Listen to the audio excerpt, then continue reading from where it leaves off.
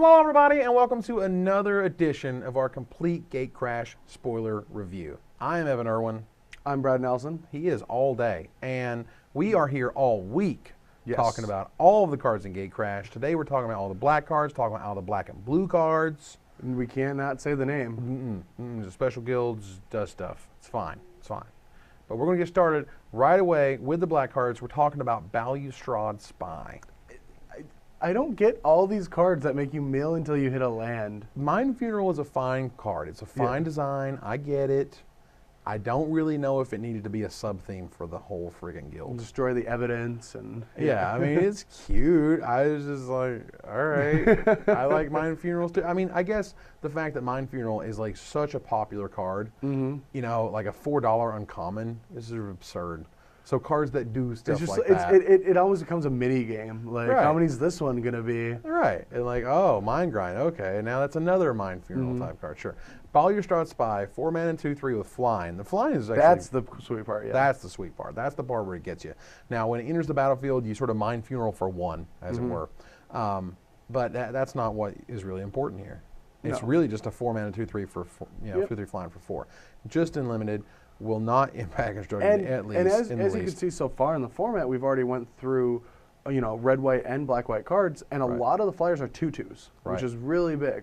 Nice Sky Knight Legionnaire. Yeah. Right? You know what I mean? So like this guy is a very good wall, and the fact that you sort of have that sort of side angle of milling them is nice. Like sometimes you're going to hit like, sometimes you're going to hit like 7 or something in a row, just because they got, they had just all gas on top, and you just got rid of all of it. So sweet. Just the feel bads. Just the straight feel bads. Like, oh, mythic, rare. Welcome to variants. Oh, so Basilica Screecher is really good. Yes. Really, really good. Very overpowered. The most overpowered 1/2 for 2 flyer of all time. The Storm Crow to rule all Storm Crows. Yeah. Like, it's fine. It's all I'm saying. It's really good in the fact that it's cheap and it has extort on it, and it's not like embarrassing. I mean, and it's even a creature. Yeah. Like if Blind Obedience were just like a, an 0/1 or something, it would be different. Or if it was a 1/1 or something, like it would be different. But this is the Pegasus from last set, the 1/3 for 2. Yeah. That card taught me how much damage one powered like 2-drop flyers can actually deal. They can deal a lot of damage on their own. I mean, there was a Grand Prix won by swinging in the red zone 14 times with the 1/1 spirit. Were you watching that live? I did not get to watch it. I was watching it live. And for you guys to know, it was Legacy, and a Lingering Souls token wins the entire thing. And I was sitting at home like, you can get there, buddy. You can do it. Oh, my God. And this guy's going to do way more damage than that Lingering Souls token's going to do. Yes, he is. And it's just value on top of value. It blocks their 1/1s, so on and so forth. This guy is very, very good in limited. You're going to be playing him basically every time you're in black. Contaminated Ground is very, very bad in limited. You're not going to play this when you're in black. And don't play it. It's just very bad. It'll make you feel bad because you want it to do something, and all your opponent's going to do is just be annoyed that he can't use that land anymore. This card's really old, too, as I recall. Yeah. I think it's almost Legends or something. It's really freakishly old. Regardless, it's bad, and we're moving on. Corpse Blockade is a great, flavorful card. I'm happy with this. A 1/4 wall made of dead things. Yeah. Rare. And if you feed them, they get angry and get more energy. Is that what it is? If you feed them, they get infectious. Yeah. Come join us. I don't know about this card in limited though. I don't. It's not constructed. I have no idea what to do with this in limited. I mean, you always see it coming from a mile away, right? Well, I guess this is a card that's really important when you're Orzhov and they're Boros. And you need to stop them. And this is a card you can chump block with one guy, sack it to give death touch. Yeah. Yep, and trade with their best guy or whatever. So this is a card that I think is very important. I mean, I've watched Walking Dead before. I'm not going to run into a wall of zombies. It's not going to happen. The Walking Dead zombies crap. Yeah. Regardless, Crypt Gas. Love this card. Yeah, this card is awesome. No, seriously. Like I pointed out on the show again, seriously, but just whatever. It's amazing. You untap, you play a swamp. That's 10 black mana. And tell me what to do with it, and I will give you a cookie, because I don't know what you do with 10 black mana. You play all the things. What are all the things? And you extort all the things. You play Sign in Blood, extort you for 1. You draw, and then you play like a Vampire Nighthawk, draw, drain you for 1, and then I don't know. Maybe one more Sign in Blood. So we've gotten to 7 of our 10. We've gotten to 7, and then we're going to play, I don't know, the Screeching Bat. I don't know. Look, I'm not building the decks over here. I'm just explaining that there's so much possibility in this card. Yeah. They juiced this card. Yeah, this card's going to be very good. It was injected with the juice. It is. It's very, very, very good, but I still yet to have any idea what to do with it. I don't care. I just want to play with my Liliana of the Dark Realms. I want to play with my Mutilates. Oh, you've been talking. My Crypt Gas. You've been talking to Flores, haven't you? Everyone talks to Flores. He tells you all this crazy stuff. I just know that this card is just made to be good. Like in the article, Gavin's like, we wanted to have a constructed worthy extort card. We want black to do cool things. Oh yeah, no, I mean this card is. I make fun of this because I don't know what to do with it, but once somebody finds what to do with it, I'm going to lose to it that week. It's just going to happen. Yeah, just tell me what you want me to do with it, and I'm in. It's very good. All about it. All right, Death's Approach. Well, okay. Yeah, I mean, it's a removal spell that's good on turn 8. It's going to work with, like that spy that we first noted, like it's in the Mind Funeral-esque milling your opponent, yada, yada, yada. Yeah. And the ability to have the spy trigger, and because of the creatures that you mill, it actually kills the creature you enchanted. That's pretty cool. I mean, the flavor of this just makes me sad, too. Because this is like when you go to the funeral, are you sad that the person is dead, or are you sad that your life's eventually going to end? And that's exactly what this card does to a person. It's like, you see all those people in your player's graveyard? Yeah, it's going to be you soon. That's what's going to happen. That's deep, dude. That's what it is. You see that? It's you. That's what that is. It's you. It's good and limited. Play unlimited. Devour Flesh. Okay. Sure. It's not Chainer's Edict, but okay. Eat your own kind. That's what it's saying. That's what it is. Cannibalization. Yeah. I mean, it kills Geist. It's a Geist killer. Yeah, and Invisible Stalker. And we know we don't like those cards anymore. That's what Wizard has said. Wizard says, we did not make a mistake. We like these cards, but we know you hate them. So here's some answers. A lot of them, yeah, a lot of you hate them a lot. We'll talk about Glaring Spotlight later. I think they're just, they printed this in Glaring Spotlight just to have PV use his Twitter for other things than complaining about Hexblade. Oh my God. I don't know. Devour Flesh, though, it's good. It's a good card.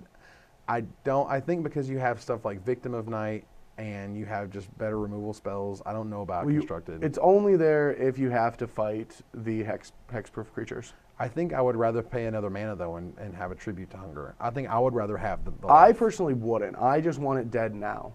Because I don't want them to top deck another creature or get a turn to draw an Absence Pilgrim or something. Like, I just want to make sure it's dead on turn. Right. For what it's worth, in terms of Constructed, you worry a lot more about the turns, and the sequencing there. And so if it's my turn 2 and your turn 3 and you play a Geist and I can end of your turn kill it, even if you gain 2 life, I can untap with 3 mana, say go, now I have Dissipate up, and I've just killed your Geist. I can play like a Liliana and tick it up, so then I threaten for the next 2 turns to Edict them and things like that. Sure. So those are like really important against like the Hexblade decks because the time is on your side, Sure. The longer the game goes, the better chance you're going to win if you have answers. And also if you're sort of thinking long term, like, this fall, Innistrad is going to be leaving us, which means, the Tribute to Hunger leaves us, which means Devour Flesh is sort of what you have left. Yeah. So these effects are sort of necessary in the format. For what it's worth, it should be pretty good, and it should be very good and limited. It's, sack target dude.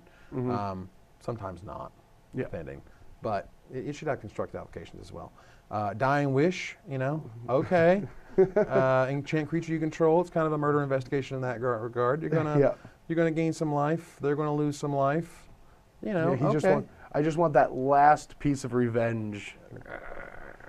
I mean, it's fine. It's not good. It's a pretty neat card. Yeah, I've never liked resources that are only invested in when I lose more resources. Yeah, I mean, it can also set you up for a 2-for-1. If you try to put Dying Wish on your guy and they kill it in response. Even if you get Dying Wish on the guy and they kill it afterwards, it's still a feel bad. It's still a feel bad because you still just got 2-for-1, and the ability of they losing life and you gain life, it have to be pretty insane. Well, it is because the entire Orzhov thing is about that, right? So maybe that is decent. Yeah, but all their power is very low, and this is equal to the power. Sure. So it's just, in terms of the power and toughness. Yeah, I guess I have to stop justifying every spell as in, you get to cast it, therefore trigger Extort. You get trigger Extort with Dying Wish. Oh, it's not good. Gateway Shade, though. This is where, like, Shade's getting real. Shades are getting seriously real. Actually, I think Shades are getting worse. What? What do you mean worse? Like the last one had Undying. Okay. Like that was good. 2 lives. That was good. 2 of them, not just 1 life. Lives. 2 lives.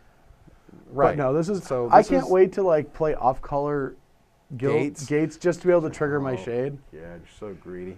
I mean, that's sweet. It is sweet. For what it's worth, again, I loved it in Return to Ravnica. I love it here. The idea that a land type can do more than just what the land does is super cool. I think it ties into the whole flavor of the block, and I really think that Wizards is working as much as they can on flavorful things because people get into that idea of themes and worlds that they build, and you kind of leave them when you come back. I'm into them now. Yeah, I agree. I'm more into them now ever since Innistrad than I ever have been because it was so good from that. So amazing. Well, I know, but what I'm saying, that's because, part of why we liked it so much was because of that. Gateway Shade, however, is a solid limited card. Yes. I mean, it's a Shade for 3 mana. It's good. And it's got this upside for gates. If the game ever goes to double-digit turns, this is what you want in play. Basically. And don't forget to indicate you're using the gate ability when you tap your gate to pump it. Because someone's going to get messed up, they're going to be like, I want to pump this 3 or 4 times, and one of those cards was a gate that they used to pump it, and they only get 1 out of it. Don't let that happen to you. If you do that to someone, shame on you. Wag of the finger. All right. Grisly Spectacle. That's an amazing piece of art. It's absolutely amazing. I just feel Don't look over here. It's just amazing. They don't put that stuff on Magic cards very often. They don't actually put blood splatters on walls where someone has had their head exploded.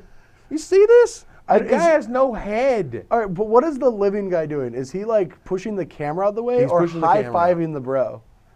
Now see, is he just high-fiving yeah, I just did that. Grisly Spectacle, this guy. I think the fact that the fingers were splayed across means no pictures. You don't. But if the fingers were together, all of a sudden it's high five. They don't have pictures back then. What do you mean back then? Is there a time period in which Ravnica's I've never seen what level of creature technology? Type photographer. So creature type photog. All right. The point is, if it says 4 mana instant destroy target non-artifact creature, that's great. It doesn't really matter what it says after that. As long as it's not negative for you, you're going to always play this card in limited. It's going to kill something.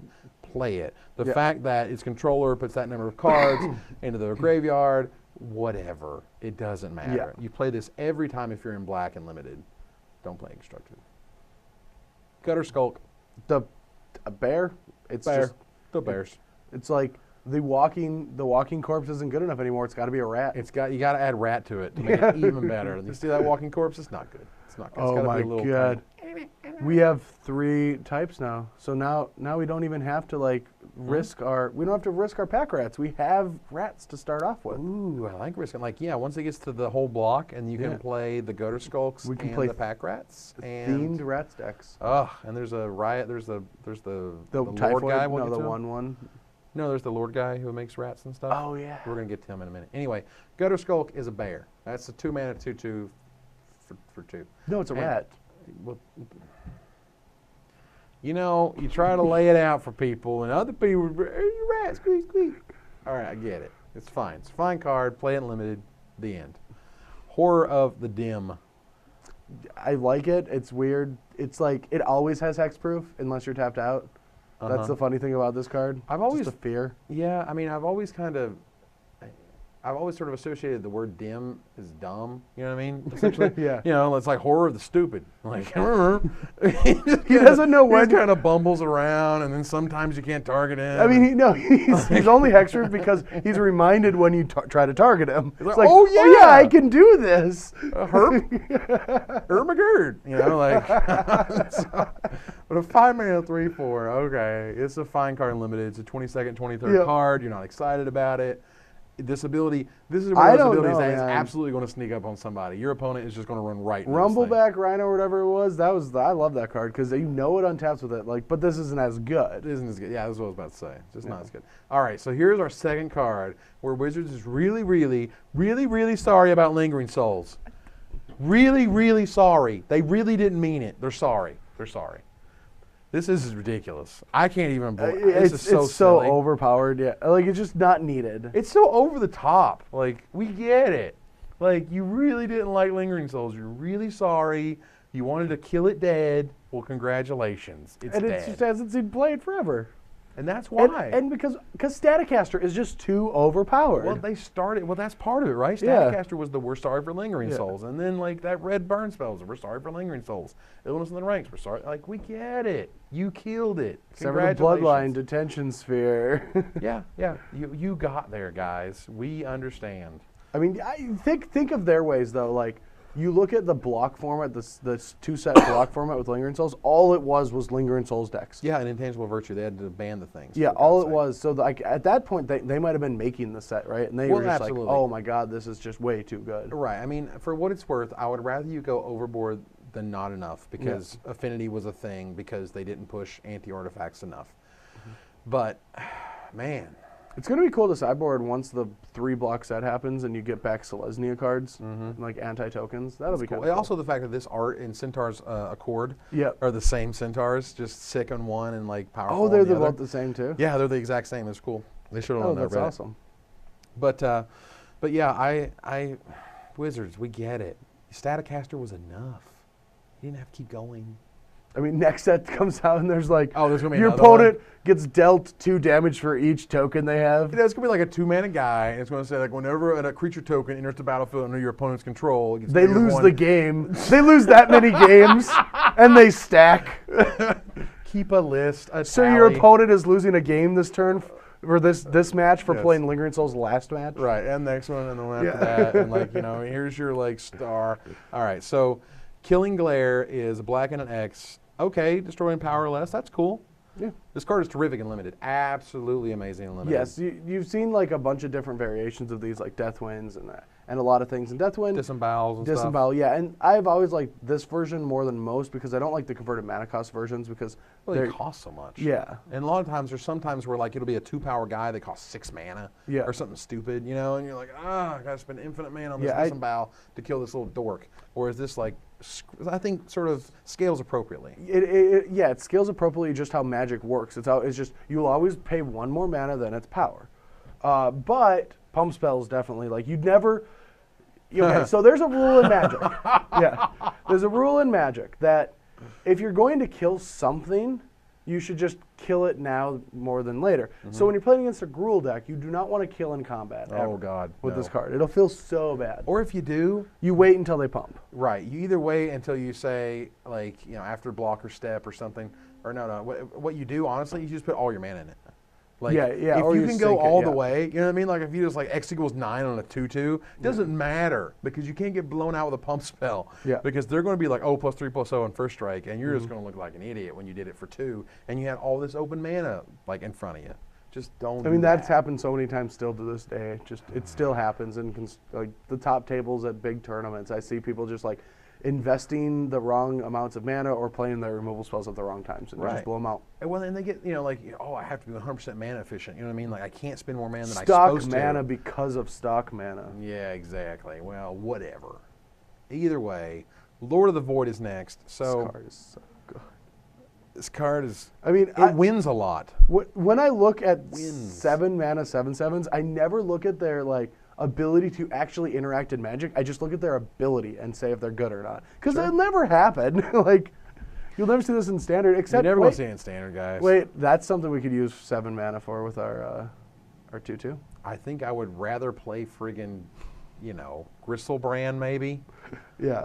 Yeah, I guess I'll just draw some cards, but great. Like, this card is cute. It's like, Wizards, again, they're in this spot where it's like they've made all these creatures, all the Praetors, all the Titans, and it's like, how do you make an expensive guy look really awesome? Like, and if you're hitting your opponent with a flying 7/7, who gives a crap as to what's in the top 7 cards? Yeah. You're already winning. This is a win more card. No, this is a race more card. Now you get to race yourself trying to kill your opponent. Yeah, Which one's how better? fast, 0 to kill you lots versus just 0 to kill you. Or am I going to deck you or am I going to deal you damage? All right, so in any constructed capacity, it's not happening. In Commander, I think you guys are going to get a ton of fun out of this card. Really?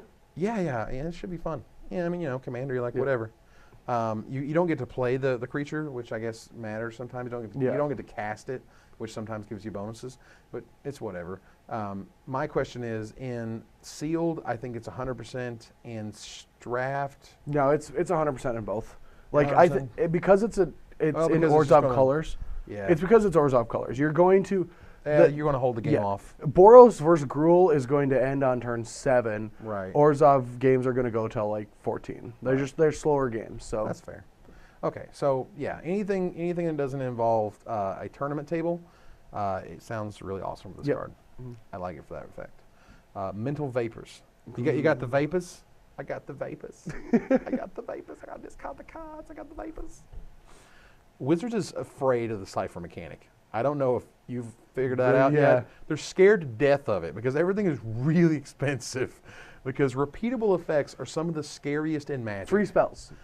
Just free spells. Repeatable, free things are freakishly scary. And that was their biggest fear with Planeswalkers, and they kind of realized itself for a while when they first came out. I remember there was like that 5 or 4 color Planeswalker deck. They just played like all of them. Yeah, the Super Friends. Like the original Super Friends back when it was like 4 Chandra. It was Chandra? Yeah, Chandra was in there. Garrick was in there. Jace was in there. I think all but Ajani was in there. I thought it was Ajani, Jace, Gideon. Well, you're talking about the Jace the Mind Sculptor Super Friends deck. I'm talking about way. Oh yeah, I'm talking I remember about that Pro Tour one. Hollywood. Yeah, I remember that Super deck. Friends deck. That was the first time where they're like, man, if we just put in a bunch of like small, tiny, repeatable effects in the deck, it's not actually that bad. Yeah. You know, and so Cypher is just a small but repeatable, free effect that you're going to continue to get. And you just have to throw out Invisible Stalker. That's what I do every time. I just just like if you start Invisible Stalker. If I play with Invisible Stalker, how powerful is this card? Not that great. Yeah, discard effects in the late game aren't that great. Right, but you can't do it aggressively. I don't want this card to be aggressively costed. I don't want it to be 1 mana or 2 mana. No, I don't want. 2 mana would be the scariest, most annoying thing ever. Well, 2 mana would be gross. It would you two discards on turn 2. Yeah, with a 1-drop. Yeah, that would be way too good. No thanks. So, all I'm saying is I don't think this card is very good in probably any format, to be honest. Moving on. Midnight Recovery. Okay. This is sweet. It's Raise Dead. Again, they're scared to death of Cypher, so they made a 1 mana effect, 4 mana effect. Yeah. Okay, but if you play it and then you hit with your guy and you get back 2 creatures for 4 mana. This one's very good because you're going to get your creature back regardless, so that's fine. Right. But because it's repeatable and limited, if you have evasion, you get to keep getting your trump blocker back or keep getting your best creature back and they have to keep killing it. And I like this one for limited a lot. And limited, I think this is going to be like a powerhouse because you're going to encode it on a flyer or whatever, and you're going to hit them, and so you're going to be able to get first creature, second creature, and just go nuts, which I think is going to be sweet. Now the Ogre Slumlord. Yeah, this is the guy. It's not really a rat lord in my opinion. He kind of is.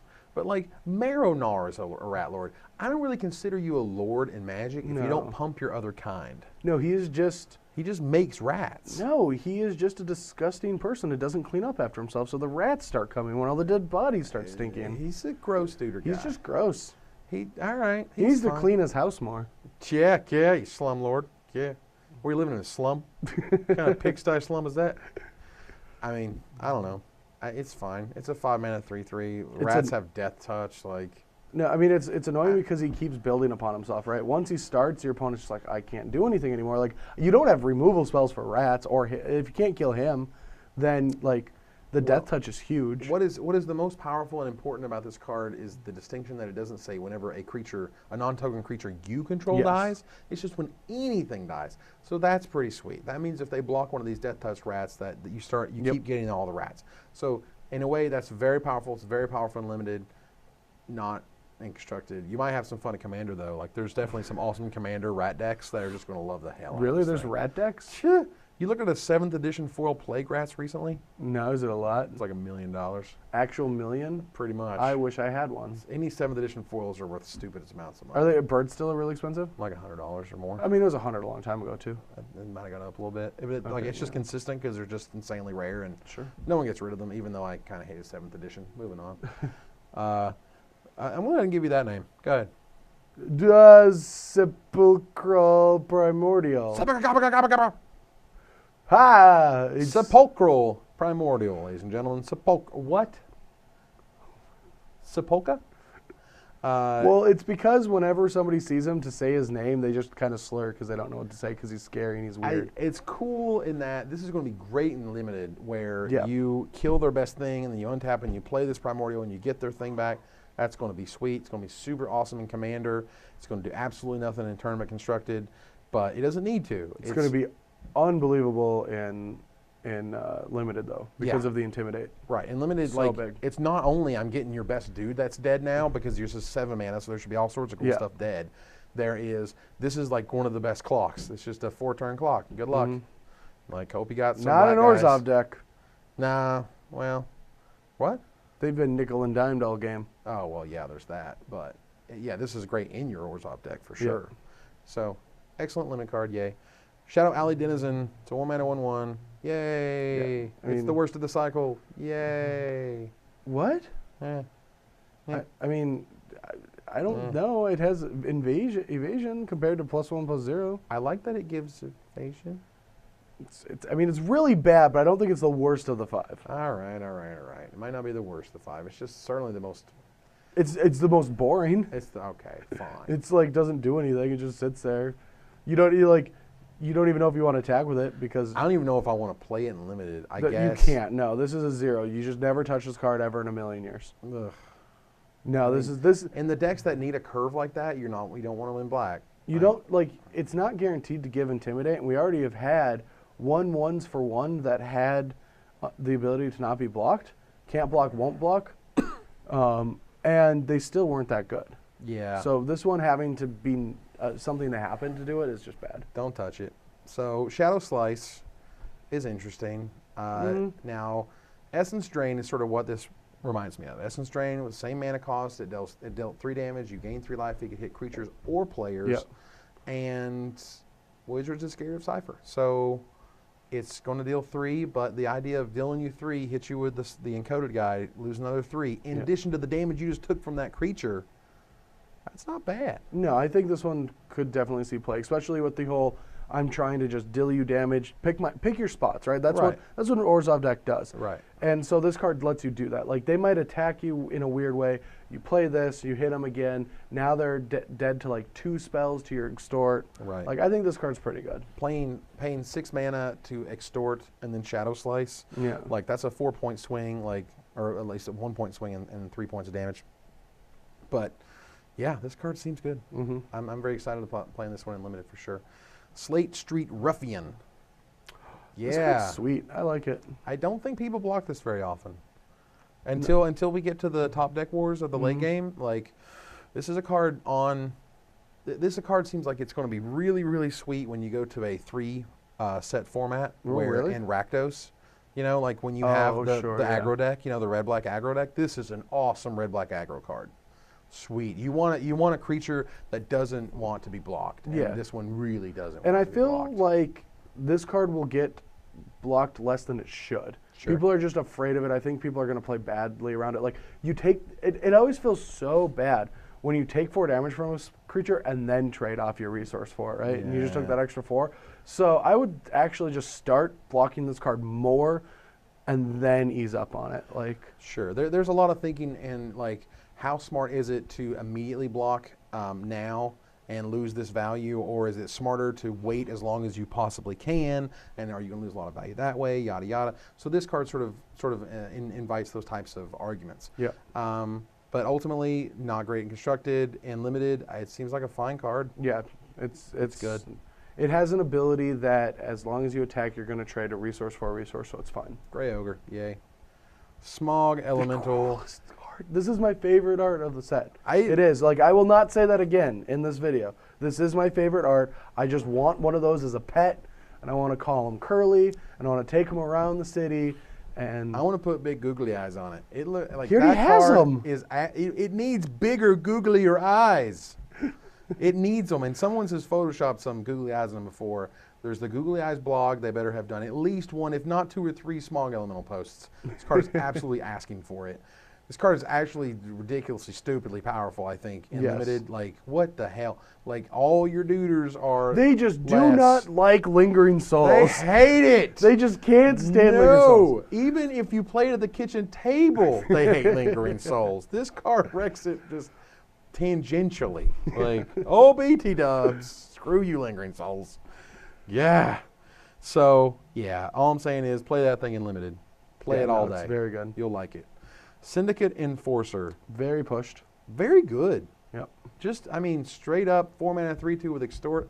That's good. That's good times. For limited, it's not pushed for constructed. It's just it's a very good limited card. Yeah, but in limited, man, like it does what you want to do. It's higher up on the curve. It's probably going to trade up, and if it doesn't, it doesn't matter because it has Extort. Yeah. And I'll just take everything with Extort. I know I'm going to run a draft where that's going to be my strategy, just to see, right? Oh yeah. I'm just going to take everything with Extort to see what happens. I think just seeing it and it's sealed is going to be enough to know exactly. That's fair. Because I feel like it's going to be more restricted than you think. Sure. Well, that extra sort of mana starts to add up, particularly once you have 2 Extort cards out. Then all of a sudden everything costs 2 more, and that starts to get a little tough after a while. Yeah. Throw a Parasite. Wow. Wow. This card is real. Wow. Yeah. It's I was really like, good. ain't no way they're going to make an Extort like on a 1-drop that's anywhere near decent, you know. And I was like, they can make a one white or 1 black, you know, does nothing enchantment with Extort on it, and it would probably be pretty good. And then they show us this. This thing is awesome. And it just invalidates Unleash, which is just the most unique thing. Like, once you get to 3 sets, it's just, should I leash it or not? I'm like, well, it's going to cost me 2 life, but I get to do it whenever I want, so. Whatever. I mean, I think this is absolutely constructed playable. I think this card is. Really? Yes. What counters are you going to remove? Giralf's Messengers. Oh, sure. You know, and you're going to remove their Jace, you know, the Architect of Thoughts counters if you want to. It's going directly into my cube, firstly. But secondly, like, this card is just really good. I just think it's really good. I think it's good. I don't know. I'm spoiled these days. Like, I don't like any 1-drops that don't have 2 power or add mana. I just don't like them. I just got a hunch. I don't know. It might not be good enough. I know it's good enough limited, though. Wow. It's amazing. Yeah, just even if it didn't have an ability, it was just a 1/1 for 1. Right, that's literally what I thought it was. And once I saw that second ability, I'm like, get out of here. Yep. Like, really? I can turn off my Unleash. I can save my Giralf's Messenger. I can do silly things with your Planeswalkers. Like, I was impressed. We'll see. I like it a lot. Undercity Informer, however, this card's sweet. Well, this card makes, like, the sweetest, like, what's it called? Char Belts deck in Legacy. So you just, like, sacrifice him, and you mill over your entire library, and then you go off in some way. So, like, the cool way to go off is with Narcomoebas. Right. So if you have 0 lands, you just go off, and you get a bunch of Narcomoebas, you bring back the Angel of Glory's Rise, and you bring back a Laboratory Maniac and an Azami, and then you have 2 triggers to trigger to draw 0. Your last card in your deck. Yeah, it's sweet. Wow. Wow. Okay. It's awesome. Now, if any of those cards end up in your hand after that happens, you die. That's amazing. It's just like a cool, like. If they have anything ever, you're losing. But it's fine because they're not, right? Of course. Very fun and weird ability and. This is, for me, and it's also like a card that's like pre-selling pretty high, like for $1 or something a piece. Oh, wow. Yeah, there's something in regards to this ability that is very rare, particularly in how it makes people, mill things as regard to that, and until they reveal a land card against the Mind Funeral thing. But yeah, there's something in regards to the fact that this guy. The funniest thing about Mind Funeral is it takes. Like, you should just figure out how many lands are in most decks, right? Like 23 on average, 24. What are we talking about? Standard? Just, in standard, whatever. Yeah. And you have to activate it how many times? Like 18 times to deck them. Doesn't matter. They're living the dream, people. They're living dreams. All I'm saying is, in limited, could actually be pretty fantastic. You know, if as an alternate win condition? You're chumping and then you sacrifice and make a mill stuff. Oh, no, this will be very good and limited. Yeah, like, you can make the game last, particularly in an Orzhov deck, to the point where this is really, really powerful. Yeah, no, this is a very good limited card. Undercity Plague, twice the pox and twice the price. Not twice the pox. Half the pox. A little over half the pox. Well, isn't it kind of a third of the pox? Well, it is by itself. Yeah. And then with the, you hit them again, you get kind of 2/3 of it. And then you might get 3 black worth of value at some point. But it's a Pox on turn 6, and they're like, oh, my mana's already developed, and I have a board state? All right, I think I can handle this. Wizards is scared of Cypher. Yeah, they're very scared of it. And it's okay. For what it's worth, that sounds like I'm just beating on them over and over. I respect that, you know? Like, I mean, they should be. It is, but, like, most of this hype isn't made up, you know? Like, I'm so excited about Magic cards. Right. But I don't care if it costs 8 mana. It's just not. It's not appeals to me. Like, you know. Well, we're Spikes. It's a lot about when Spikes look at cards based on cost. You know, and I'm kind of a Timmy, so I love the awesome effects. So, you know, for me, that's what those two things are. So we have a really cool effect, but we have it be so expensive that I can't get like the most fun out of it in my and sort of how I play, which is either in cube or constructed, and so. It crosses that weird line between like I'm not that much excited about it. Yeah. But I want it to be really powerful. I do. I like being able to put things on creatures. It seems like the most interesting mechanic from the set, but at the cost they are, it's the most interesting, but it is absolutely the most dangerous. True. Like, yeah. It's the one that could just potentially. I mean, you could actually just lock your opponent out with this, right? Like if it was too cheap. Yeah. You could just lock your opponent out. Like yeah, you know what I mean? Like you don't want. Dark Ritual, Undercity Plague hits you, like, plague you again. I never even thought about doing it on turn 3. Yeah, you can't have an effect like this happen before, like, turn 5 or 6. All right, Wizards, you probably know what you're talking about. Fine, be right. In Limited, pretty good. Maybe. You have to make sure you have a way to get creatures through. If you have anything with evasion that they don't have a blocker for, I think this card's pretty strong. Yeah. Because then they're scared to death of it. Like that at that point, that whatever creature you just encoded it on that got to hit them and made them sacrifice the second thing and blah, blah, blah, like that is public enemy #1 right there. Yep. So it's almost distractionary. You know, you say like, this is the card you have to worry about the most and don't worry about this other thing that's going to kill you. It is true. Like by turn 6, if your opponent played a land and a spell each turn, you could just take the last 2 cards in their hand with this and make them sacrifice 2 lands, so now they can't top deck a 6-drop and play it. Absolutely. So yeah, this card's busted in Limited. Jesus. Pretty amazing in Limited. Yeah. You just need any sort of way to make sure you hit them. White of Precinct 6. Really? What are these names? Really? All right, so my buddy, White, come on, guys. Anyway... My buddy is like super excited about this card, and I swear to God, I was like, "No, don't you say it! Don't you say Tarmogoyf!" And he said Tarmogoyf. Dude, come on!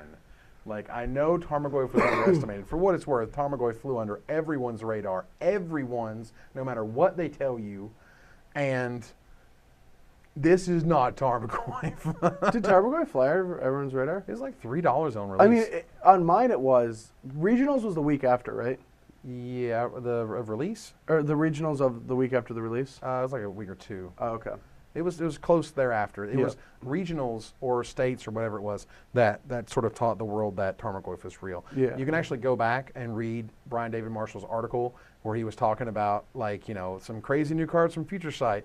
And I'm talking about, oh God, what's the card that you sacrifice a land to cycle?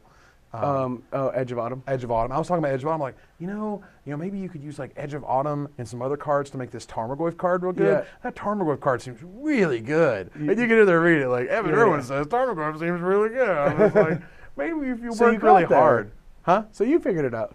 More or less. Yeah. Like other people figured it out with the fact that you just play Magic and it's good. Yeah. I was trying to like actively make it huge. Well, yeah, and okay, sure. And whereas you just don't need to actively. No, you can maybe play Silifire over a Shock and you get there. But like, I just liked Tarmogoyf because we're talking about Tarmogoyf. We have a card in front of us. Sorry. We have White of Precinct 6. The problem is that like it was compared to Tarmogoyf. It is in no way Tarmogoyf. And ultimately, even you if just they have to play this, Magic to make it bigger. Well, even if they have this, you know, Mind Funeral-esque ability on a bunch of cards, it's not enough, guys. Like, how many creatures are in your average deck? Probably 11 to 14. So there's 40 card decks. So how many do you have to mill to make this card really powerful? Let alone versus how many are in play. Yeah. That can be blocking it. It has no evasion. I can keep Spells, going. and even in constructed, spells are the ways that you get creatures in your graveyard. So your deck can be a reanimator strategy, but you can't really get a density of creatures in your graveyard. Trust me, I know. I've been milling over stuff with Deathbright Shamans in my deck for so long. You only have about 3 in your graveyard on turn 7, and you haven't even eaten one. And if you ever try to play this dumb thing and they just play a Moorland Haunt, you feel like an idiot. So we're into the Dimir cards, which is Bane Alley Broker.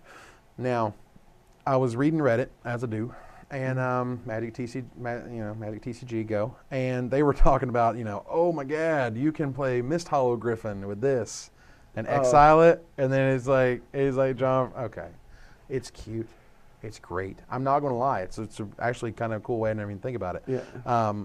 But it's slow. I like that it's an 0-3. Yeah. The fact that it's an 0-3 is probably the best thing it has going can for block, it. yeah. Yep, you can block and you can keep trying to draw cards and stuff, and you can kind of get the cards back, which is cool. This is going to see a lot of play in Limited, though, because all looters do, even if they cost 3. And the ability to get the cards back later on in the game is super important. That is very good. Yeah, like when you discard, like, you think about it, like, oh, I don't have enough land, so I have to discard these big spells. Well, you can get them back. That's amazing. So I really like this. But I love that it's face down, so they don't know if they should kill it or not. Like, that's the cool thing. That's really sweet, actually, yeah. And that's sort of what you would have. There would be this tension with looters. You know, you would draw, in a core set limited, you would draw like a Sun Titan or whatever, and you'd be like, oh, like I got 3 lands, and I don't even want to screwed. And I don't want to show them I have this card in my deck. Right. So do I discard this thing that's 4 mana that I just need 1 more mana for, or, and to save for it or whatever?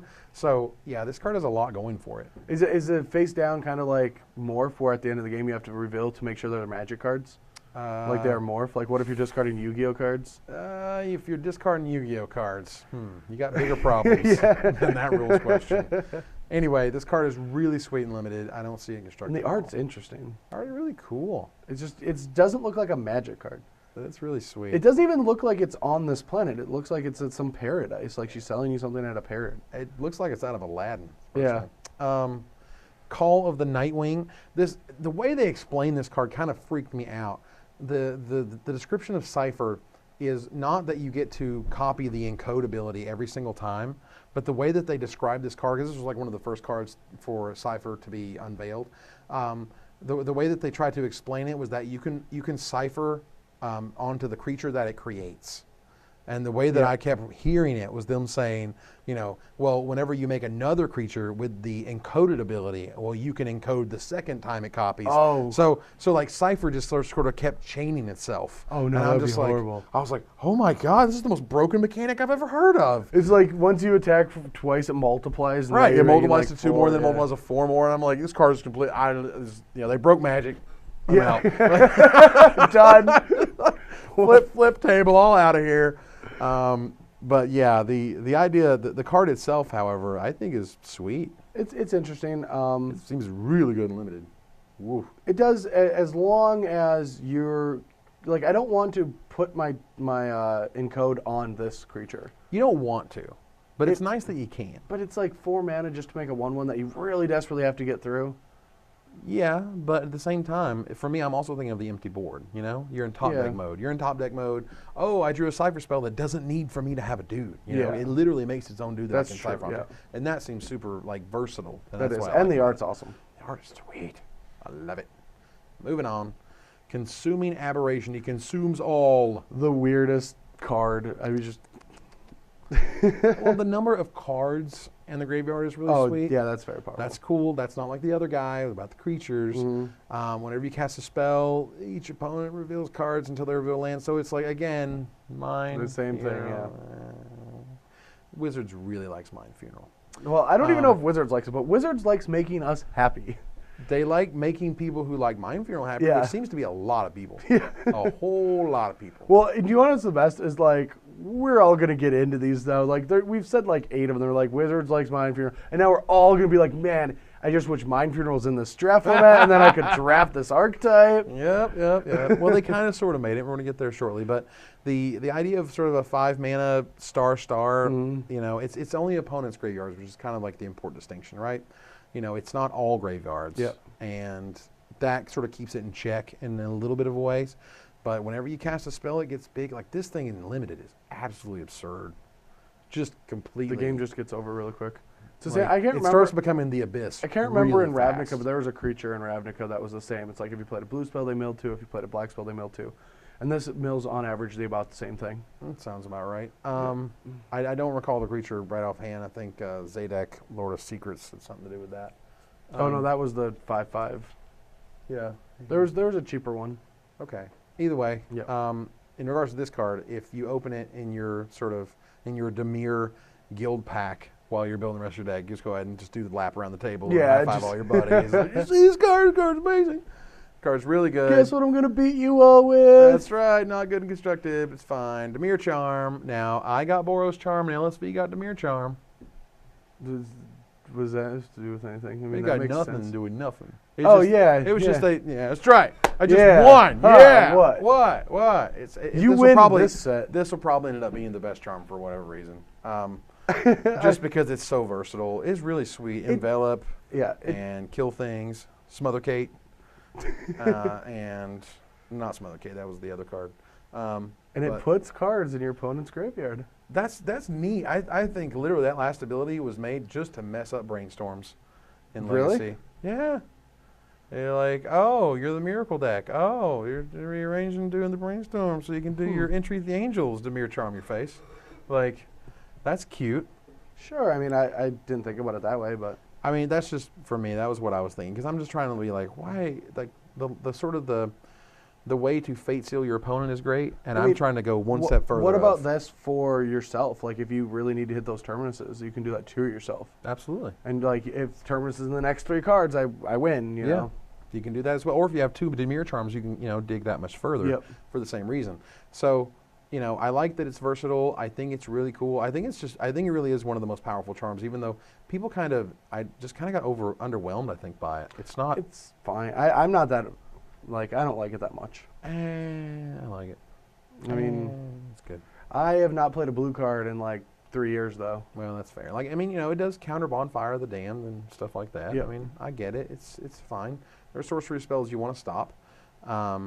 It's good. Not true. I took second into GP with a mono blue deck, but none of those cards were blue. They were so blue. They were Grand Architects. Yeah, they were blue. Right. Dimir Charm. I mean, you're going to play it in limited because it's going to destroy a creature. You're going to play it in limited because you're going to be able to dig for things. There's going to be a turn where you're going to say, I'm dead unless in the top 3 cards, X card exists. And it beats all the Cypher cards. Yeah. Which is nice. Denrova Horror. Denrova. Yeah. Ooh. And Denrova. That's awesome. I mean, I don't like that it can make you discard a card when you want to return your own permanent, but that's still fine. Like, sometimes it's worth it. Yeah, getting to recoil your opponent for a 4/4 for 6 mana is pretty sweet, actually. Especially if those no card hands. Oh, that's so good. And they finally they drop Lord of the Void or whatever it is. They're like, "Bruh, go," and you're like, okay, didn't roll a horror. And then they draw the Cypher card that lets them get it back from the graveyard. And then they hit you and they get another card back in the graveyard and you hate life. All right, but this card is sweet. In limited, it's amazing. Definitely run it if you're in limited. If any other format, I don't think so. Any Manowar effects are always just so good in limited. Yup. And the fact that it returns target permanent is sometimes relevant. Yeah. Not just a creature, you know what I mean? Like, there are times when you can make them discard their forest? Oh my god. Mind blown. Duskmantle Guild Mage. Holy crap, did people, lose their crap when they saw this thing? Because it's the kitty cat toast butter. It's just when you can just kill your opponent. Kitty cat toast butter happened, and everyone lost their collective minds. Yeah. Jace Memory Adept sold out all over the internet, and I'm like, guys, really? Seriously? Are you kidding me? I mean, I can even see Rest in Peace and Helm of Obedience, right? Like, that was cool. I didn't even see that one coming. No. Did not see that one coming at all. That's great. But, in Standard, a 2-mana 2/2 that needs 6 mana worth of ability, along with a 5-mana Planeswalker to live for a whole turn cycle for you to untap, to play your 6th mana, to act, you know what I mean? Oh, yeah, you keep going, It's not going to happen, guys. I want it to. I'm telling you. I love it. Magical Christmas Land and the whole bit. Not happening. As a card, I think it's cool. Part of me has died to hear you say this. I'm growing up. I can't help it, guys. I've been here too many times. I've been not humiliated, but I've certainly been embarrassed. Oh no, Spectral Procession. Humiliated too many times. And look, like, this card is a cool card. I like this card in Limited. I think it's really sweet. I think it has absolute zero chance of impacting Constructed. Yeah, no, I mean, I agree with everything you're saying. I'm just giving you a hard time. Yeah, the combo is really bad. If you want anything, I do think the Exquisite Blood combo is pretty sweet, because if you just like have that in play and you like Guild Mage and then activate it right away, plus Exquisite Blood isn't that bad of a Magic card. It really isn't. Like that bad. It's not that bad. It's not bad for a bad card. Yeah, it's not bad for a 5-mana like do nothing or whatever. I mean, if you hit them, you gain life. It's cool. Yeah, but yeah, for the 2-card combos, that one sure takes the cake compared to this one. This one's super cute. I do like how it works, like, again, in conjunction with itself, sort of like Viscopa. Guild Mage did the same thing. But, 7 mana, mill you 2, lose 2, mill you 2, like, and that's kind of neat in that sort of Urza's Factory way. But no, not really. Duskmantle Seer, however. So many people they don't know where to take this card. I know it's going to my cube. I think this card is sick. Yeah, people love it and people hate it. I don't know yet. I need to play with it. I don't even know what I want to play with it. I'm going on the end of this card is amazing. I want to, yeah, because like you actually want this ability to happen for both you and your opponent if you're being aggressive. Sure. Because you want more cards in their hand that they can't cast because they took damage for them. And you can Dimir Charm to make sure that they lose maximum amounts of life. Oh, wow. We're going that deep? We're going all the way. All the way. Because you play Duskmantle Seer and you say go. They're not getting free cards out of it. It's got to go all the way back to your turn. You get to untap with it, and then that trigger is going to go on the stack, and you can Dimir Charm, or you can just run it and see what you draw, draw again, and then, then you can work the card advantage. The fact that it's a 4/4 flyer for 4, I mean, Morai was a good Magic card. Like, very good. Very good Magic card. I want to say it saw like just a hair of constructed play. I can't remember. It's there's a bug aggro deck. Sure. And so and this is Morai with no drawback, with Dark Confidant upside, only on your turn. Wow. Like they don't have Flores preview these things for nothing. No, yeah. That's all I'm saying. Yeah, this card is going to be a lot better than everyone's giving it credit for, but I just don't know if it's going to be so good that it's going to be in a tier 1 constructed deck. I need to see it. I mean, again, for me, like, this is a card that does rely on the build, but I think once you see it in action, it doesn't take long, They're right? just like, oh, yeah, I should have been playing this for you're a like, while. obviously, you did this, so he would draw this poorly, or he did this, or whatever. Like, there's going to be some, like, light bulb moments in this type of card in the decks that it's in, but whew, slam dunk in all formats. Going to my cube, should do cool things in EDH to give everyone else cards and or kill them. In Standard, someone's going to make it work. It's too powerful not to make it work. I agree. And we'll see what it does in older formats. Lazav. I'm going to let you take this one because this is definitely a you card compared to a me so card. Sweet. Yeah. This card is sweet. I totally love this card. I bought my foil already for my cube. It's going to be awesome.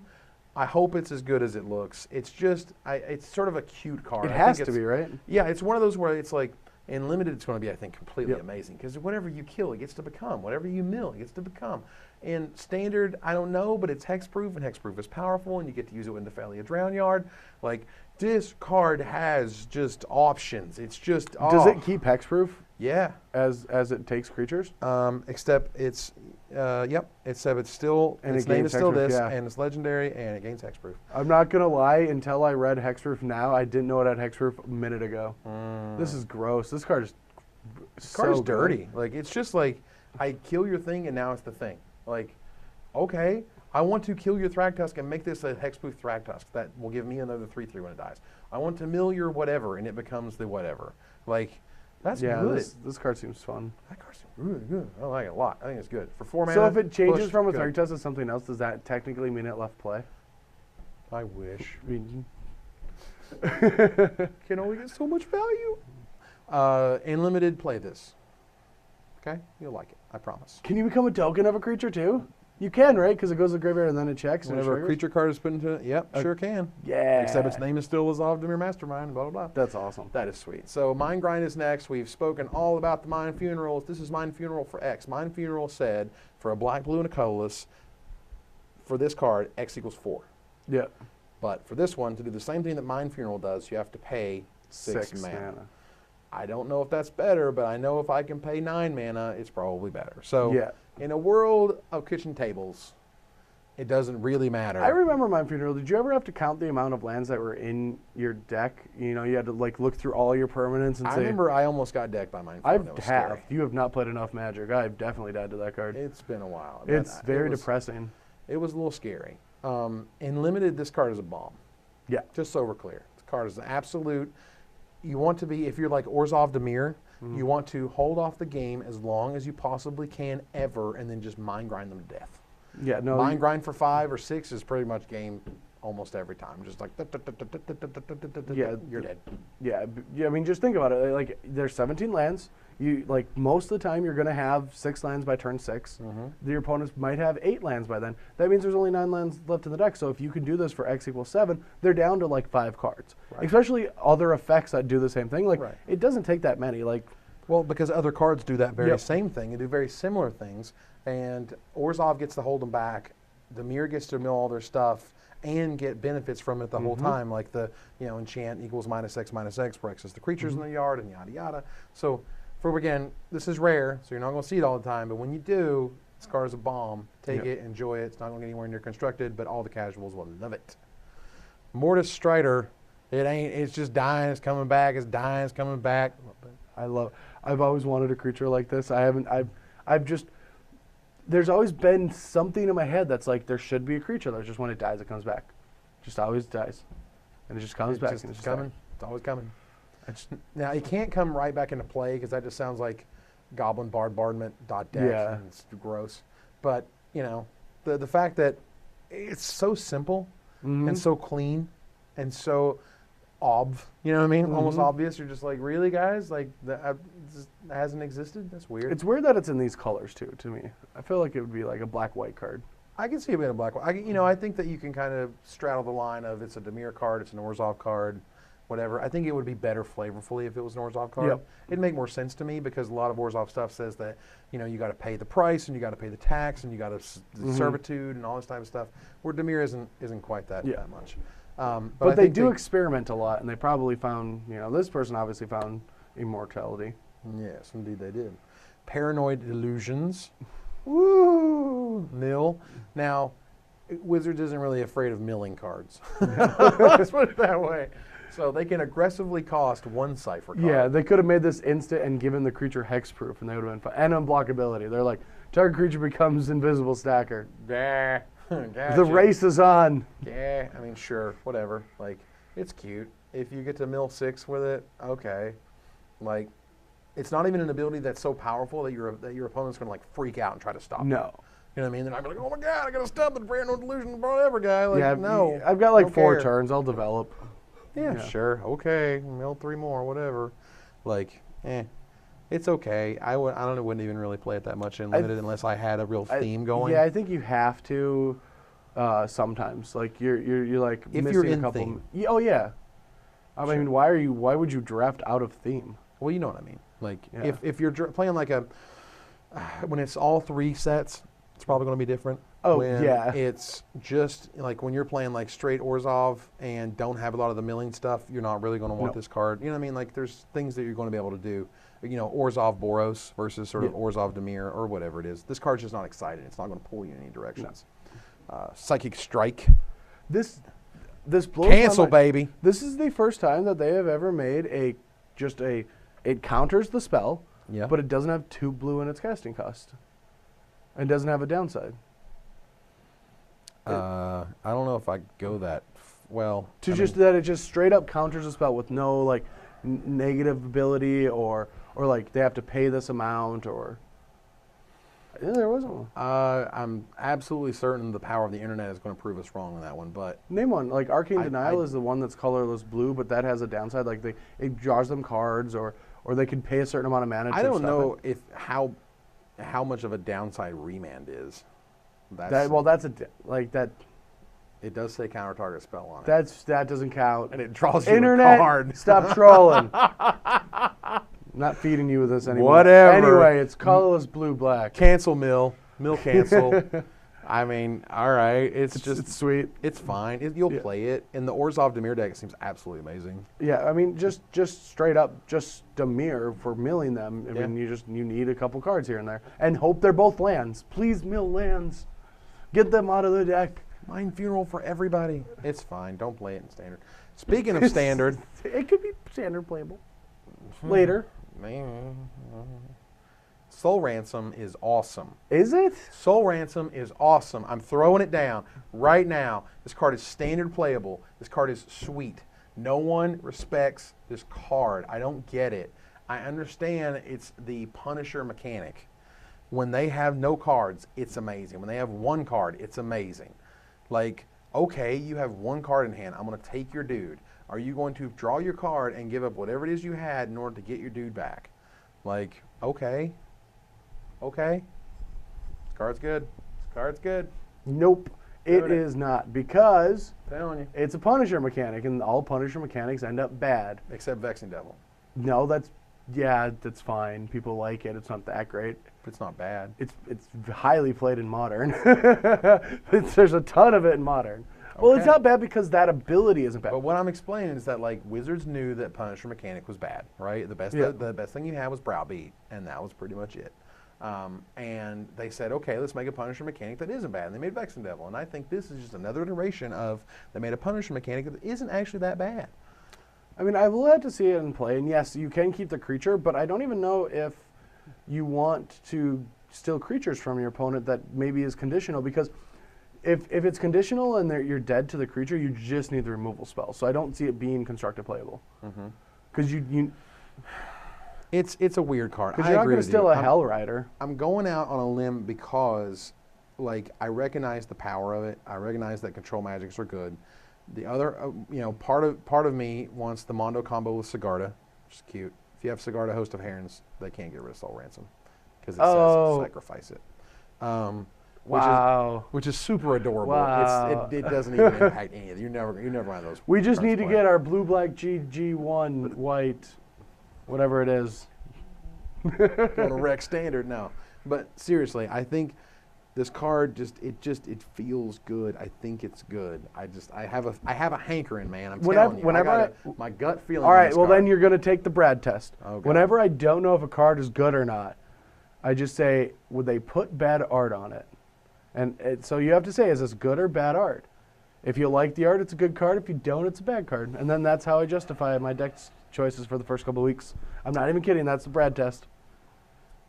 You're a professional player, aren't you? Yeah, but you don't know what's going to happen in the first week. Oh, my God. I think the art's pretty sweet.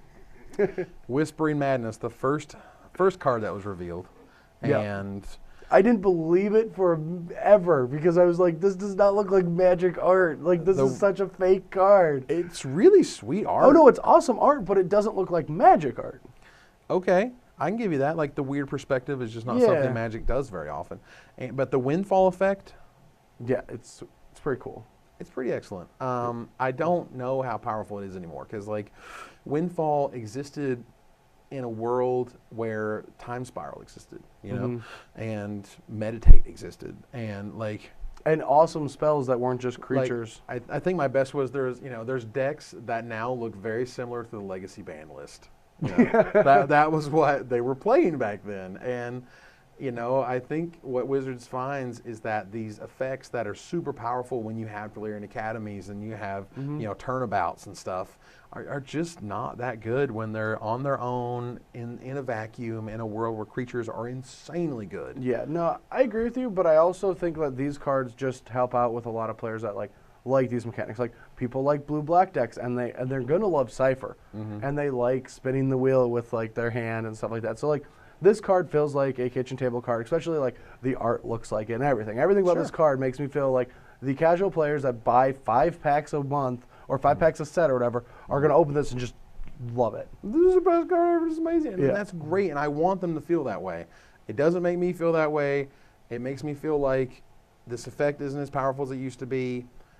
Wizards doesn't really care because, like, it's so random. It's not good enough anymore. And ultimately... I wouldn't run it in your limited decks. I would only play it in, and I wouldn't run in constructed decks either.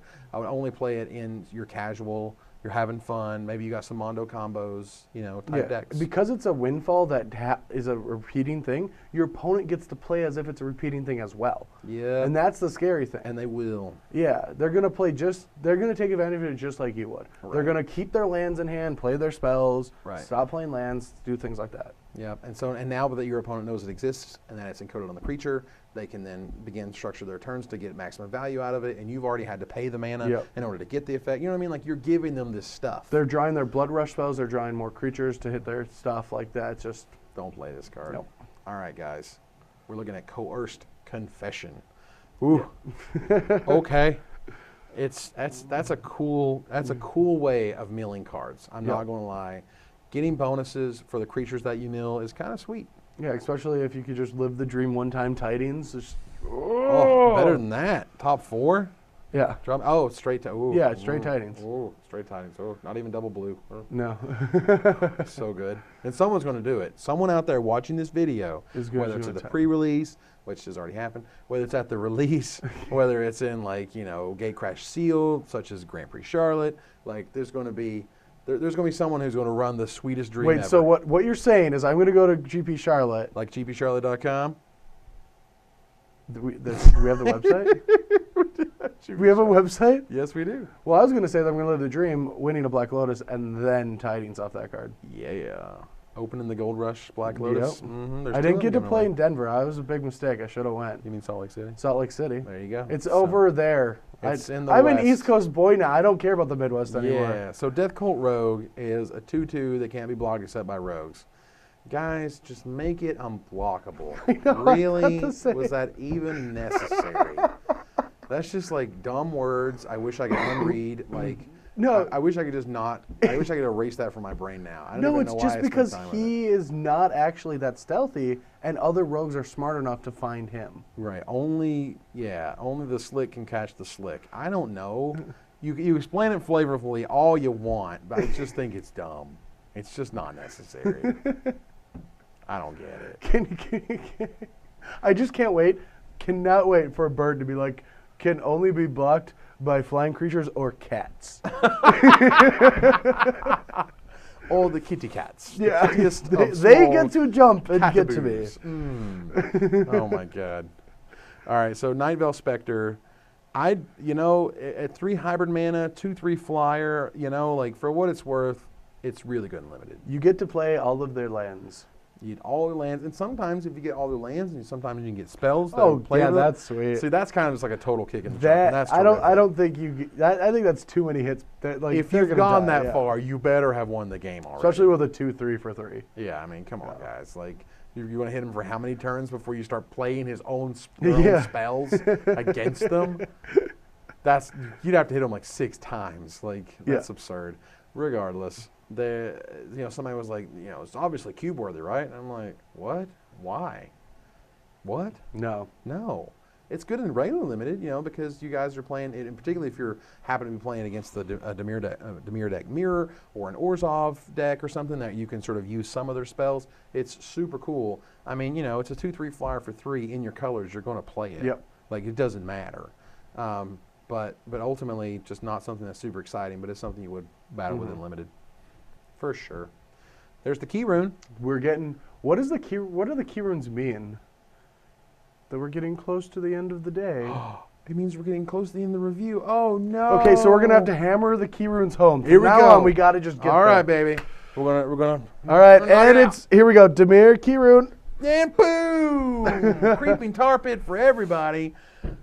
Creeping Tar Pit is an amazing Magic card. Yes. It was released in World Wake. It is a man land that turns into a 3/2 unblockable. Still played in Legacy. Still played to this day. Yep. Still killing people to this day. In my cube, absolutely amazing. Dimir Key Rune sort of is a throwback to, I feel it's a throwback to that. I don't feel it's a throwback to anything else. And it's not quite as powerful, and because it's 1 less mana to activate. Yeah. But it still gets the job done. It's one of those cards that, again, I feel like you're going to be in Dimir Orzhov if you want to play 3 colors in this type of sealed environment for Gatecrash, and hold up the ground and then 2 you to death. Yep.